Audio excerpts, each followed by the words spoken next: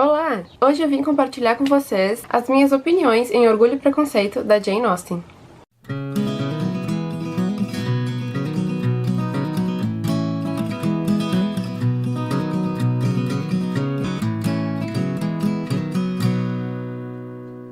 Esse livro, então, foi publicado em 1813, o segundo publicado da autora.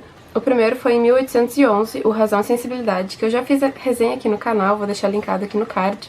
E como eu citei no meu último vídeo de próximas leituras, que também vai estar linkado aqui em cima no card, eu tô lendo os livros da Jane Austen por ordem de publicação. Então esse é o segundo que eu leio dela.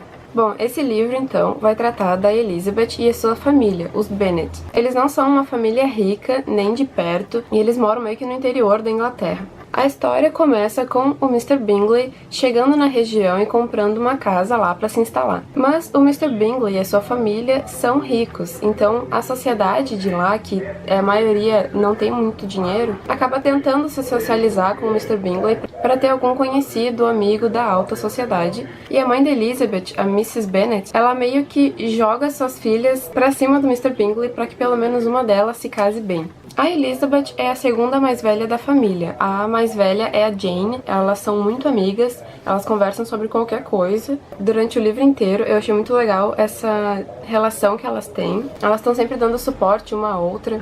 E como a Jane é tipo a mais bonita da família, a mais bonita da vizinhança, quando se tem o primeiro baile, o Mr. Bingley acaba ficando encantado com a Jane e chama ela pra dançar. Então eles vão formar meio que um par romântico na história desde o início. Mas presta atenção na crítica social aqui. Como a família Bennet não são ricos, as irmãs do Mr. Bingley não ficam nada contentes com o casal, principalmente a Miss Bingley, que já meio que tinha uma pretendente pro irmão, mas era mais pro seu próprio proveito do que pra felicidade dele. E em paralelo a esse par romântico, a gente vai observando então os pensamentos e as observações da Elizabeth quanto ao Mr. Darcy, que é um amigo do Mr. Bingley, mas basicamente todo mundo acha que ele é muito arrogante e muito orgulhoso, cheio de si, porque ele meio que não fala com ninguém, não abre a boca, fica só olhando lá de nariz empinado. Mas depois, com o tempo, no desenrolar da história, parece que o Mr. Darcy tá interessado na Elizabeth, mesmo que ela não perceba desse jeito. Como a gente tá seguindo os pensamentos da Elizabeth, a gente fica sabendo que o Darcy tá meio que encarando ela, que basicamente toda vez que ela olha pra ele, ele tá olhando pra ela, só que ela acha que isso é uma forma de intimidar ela e de diminuir ela de certa forma, por ela estar inserida então nessa baixa sociedade. Só mais ou menos metade do livro ou depois que a gente vai ficar sabendo então os reais motivos do Mr. Darcy, o que era que ele queria quanto a Elizabeth. E então a Elizabeth acaba conhecendo um senhor chamado Mr. Wickham,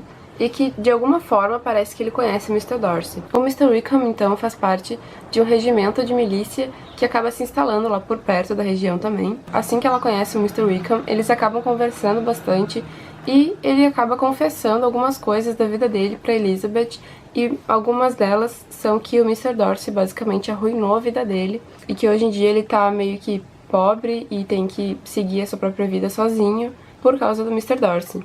Fora tudo isso, ainda temos a história de que a família Bennet não tem nenhum filho homem. Então, assim que o Mr. Bennet morresse, para quem iria sua propriedade? Então, a propriedade dos Bennet deveria ir para algum parente mais próximo. E esse parente mais próximo é um primo do Mr. Bennet, que se chama Mr. Collins. E em um dado momento, ele visita aqui a família Bennet, mais ou menos no início da história ainda.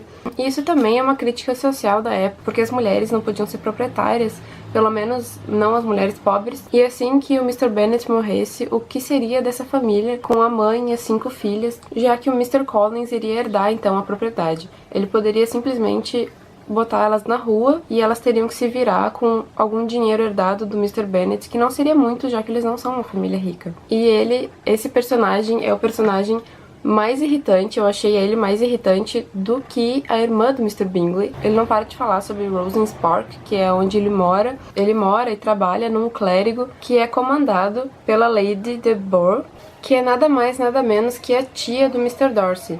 Então meio que tudo se interliga de alguma forma. E eu achei isso muito legal na história. Então de alguma forma seria bom que alguma das filhas Bennet acabassem se casando com o Mr. Collins e aliviasse um pouco a situação. E acredito que o próprio Mr. Collins pensou em alguma coisa do tipo. E como a Jane estava praticamente comprometida com o Mr. Bingley, ele decide então propor a Elizabeth em casamento. Porém, para a tristeza da mãe dela e para a felicidade do pai, a Elizabeth recusa ele em casamento, falando que nada mais que a infinita felicidade faria ela aceitar a mão de alguém em casamento. Essa então foi uma das melhores partes do livro. Em Razão e Sensibilidade, eu acho que, pelo que eu me lembro, não tem ninguém recusando ninguém em casamento. E aqui nesse livro, então, a gente tem 2 cenas de casamento sendo recusados. Então, por mulheres, no caso. E isso eu acho sensacional. Logo mais, então, vai dar algum problema entre a Jane e o Bingley. E a Elizabeth acaba descobrindo que Darcy tinha alguma coisa a ver com aquilo. O que não ajuda nada na ideia que Elizabeth já tinha de Darcy. A gente vai descobrindo as coisas aos poucos, principalmente depois da metade do livro, as coisas vão se desvendando um pouco melhor. Então, até lá, a gente vai tendo esse arzinho de mistério de algumas coisas. A gente sempre vai estar vendo um lado da história, que é a da Elizabeth. E eu só me dei conta que isso era uma coisa não tão boa a partir ali da metade do livro, quando a Elizabeth acaba recebendo uma carta enorme de Darcy, onde a gente vai ver o lado dele da história. A Elizabeth é uma personagem sensacional, eu amei seguir ela, só que ter um único ponto de vista realmente interfere nos nossos pensamentos e nas nossas conclusões das coisas. Então, só quando a gente tem uma outra visão das coisas que a gente realmente descobre as coisas e como aconteceu e o porquê também de várias coisas na história. Eu demorei muito tempo pra ler esse livro, primeiro porque eu li em inglês e eu leio bem mais devagar ele em inglês. Essa edição aqui, ela é bilíngue. Eu recomendo, se vocês quiserem ler em inglês, realmente ajuda. Um lado é em inglês e o outro é em português. Então o que tu tá lendo de um lado, tu pode ver a tradução no outro lado na hora. É bem prático, só que a tradução nem sempre tá tão boa. E a edição da parte em português também, eu achei que faltou um pouco, tem vários erros ali. Mas, como eu tava indo pela parte em inglês, não me prejudicou tanto. E eu também demorei muito porque teve em torno de 2 meses que eu simplesmente não peguei o livro por parte pessoal mesmo. Eu tinha muita coisa da faculdade pra fazer e eu ainda tava trabalhando. Então, tempo zero pra poder pegar esse livro pra ler. E ele é um pouquinho cansativo de tu seguir muito tempo lendo ele. Mas a partir da metade, eu senti que eu só queria terminar de ler logo, porque eu queria descobrir tudo que tava acontecendo, descobrir a verdade das coisas. Então, eu achei um livro excelente, por mais assim, eu não sou muito acostumada a ler romance, mas esse livro aqui me pegou realmente me preocupando com os personagens, sabe? E tipo, antecipando a história, o que ia acontecer, etc.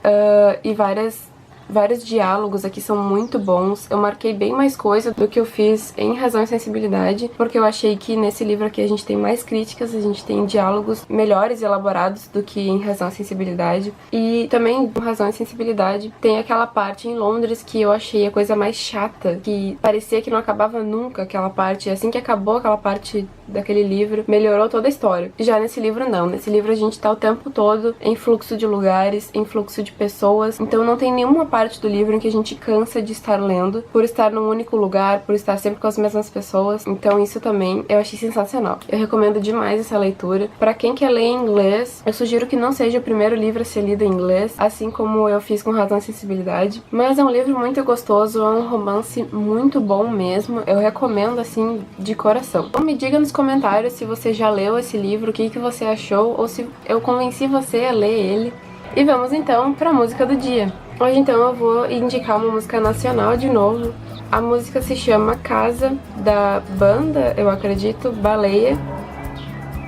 É uma música bem divertidinha, a letra dela eu achei muito legal. A letra parece assim um poema, sabe? Ela é toda bem construída, etc. É bem alegrinha, eu acho que vale muito a pena conferir. Eu espero também que vocês gostem. Não deixe de dar uma olhada na caixa de descrição, lá tem todos os links para vocês me seguirem nas redes sociais. Espero que vocês tenham gostado da recomendação. Nos vemos no próximo vídeo. Boas leituras. Tchau!